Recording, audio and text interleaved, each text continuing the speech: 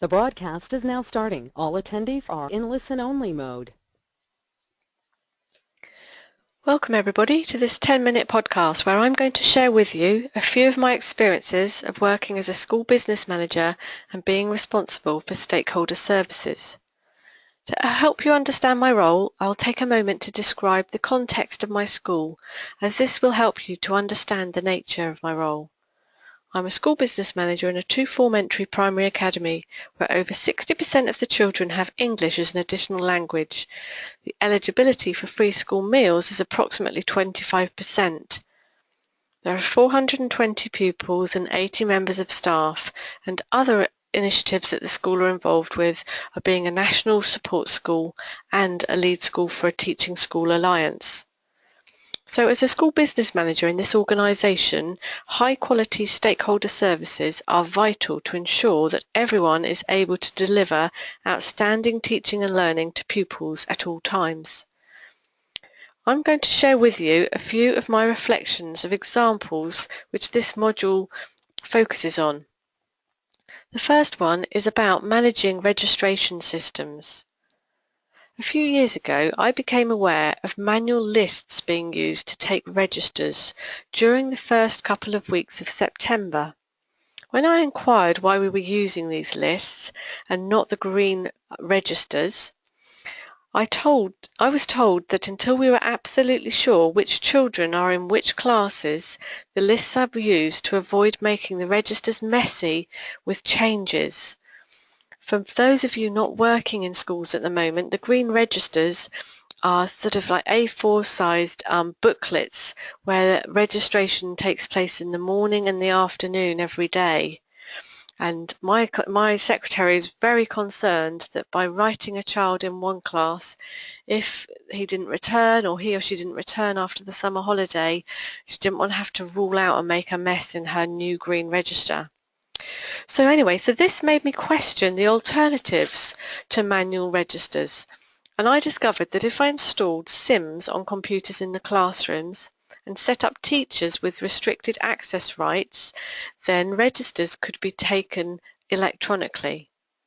Initially, the admin team were horrified to think that anyone other than them could record absence correctly. So I involved them with getting the transition completed successfully.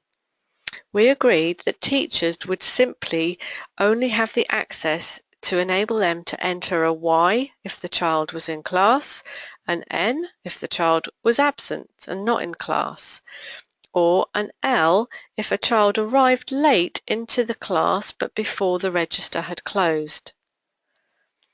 So our system has been in place some time now, and the advantages for introducing this electronic register system are that our absence data is recorded on SIMS by 9 o'clock and 1 p.m. each day. The admin member responsible for absence can then enter any information she has from either letters or parents phoning in reporting absence. And by 10 o'clock in the morning, she is then able to text parents who have not been in contact with the school to try and ascertain why their child is absent. By doing this, we have managed to improve and reduce our absence record significantly. By teachers recording the registers, they can easily identify patterns. So, for example, if a child is regularly late, thus enabling them to be proactive and trying to work with the family to make improvements. Again, we have made significant improvements with these families that were repeat offenders, always being late or particular days coming in late. And by challenging their families and the pupils, it really helped them understand that we had standards in the school that we expected children and parents to comply with. Having SIMs in the classroom gave teachers access to pupil contact details. So this then reduced the number of requests for admin staff to phone parents and ask them to come and collect a child or to convey a message to them, because it then meant that teachers could actually do this by just going onto SIMs, getting the information and phoning them directly. So as a school business manager, I had to deal with resistance to change. The green registers were very popular, and I think this was because all of the information could be very clearly seen. It was a very safe document that gave people a visual picture of attendance very easily just by opening and having a looking at the pages of the register. So, and having the data only stored in a database made some staff feel quite uneasy because it wasn't quite as easily accessible, or so that's what they believed. Teachers were concerned initially that by taking a register electronically it would take up more of their time and eat into the teaching time. However, they now agree, all of them agree, that it saves them time. It's actually quicker than completing a manual register. As a school business manager, I had to introduce something in case we had a fire, as obviously office staff could not be expected to print reports from Sims detailing which pupils were in school before they had to evacuate the building. So I devised a laminated class list with 3 columns. It's a very simple A4 sheet of paper that we've laminated. One column has the pupils' names, one has an AM column, and one is headed up PM.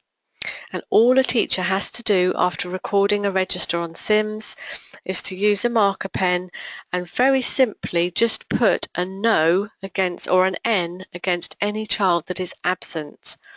And then that is then taken up to the office after each registration, whether that's in the morning or the afternoon.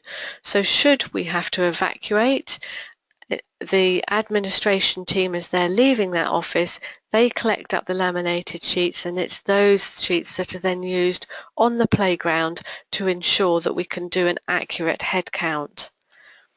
So as a school business manager, I'm always looking for ways of saving time and improving efficiencies. So the next step for introducing and enhancing Sims was to record behaviour.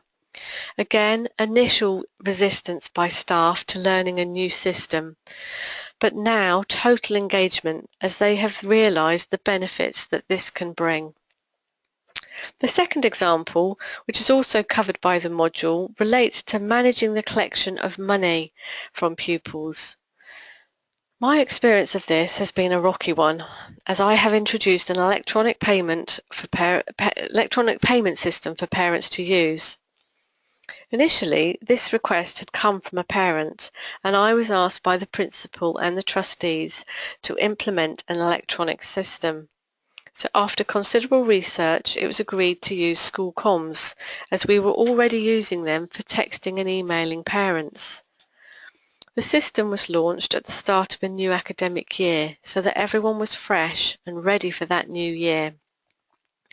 Each year group was shown how to set up a trip in school comms so that parents could make the electronic payments, and those inset days that schools tend to have at the start of an academic year, absolutely key in terms of booking training slots to train staff, whether you do them as a whole staff group or just teachers or just TAs.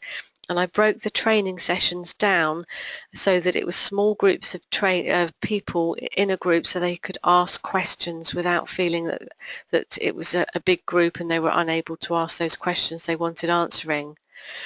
So the challenges that I faced with introducing this, again, staff being resistant to a new system, parents being unfamiliar with a new system and needing training or even help initially in getting a user log on.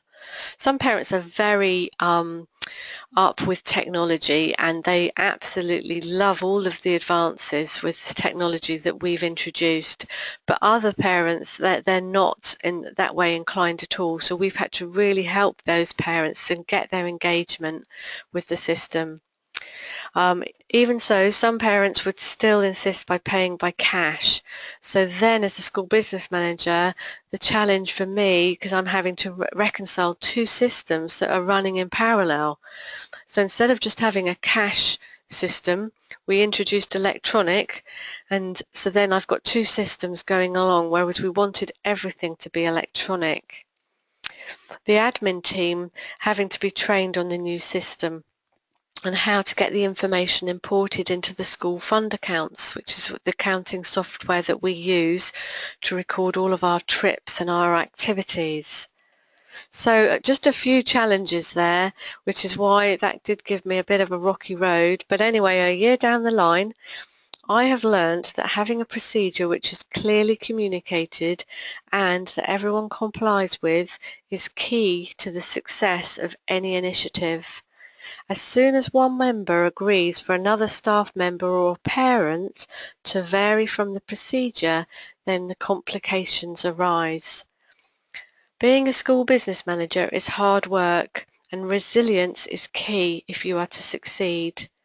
As long as I am 100% committed to ensuring that I challenge staff who are not keeping to the procedures, then I know that initiatives like introducing this electronic payment system, it will succeed.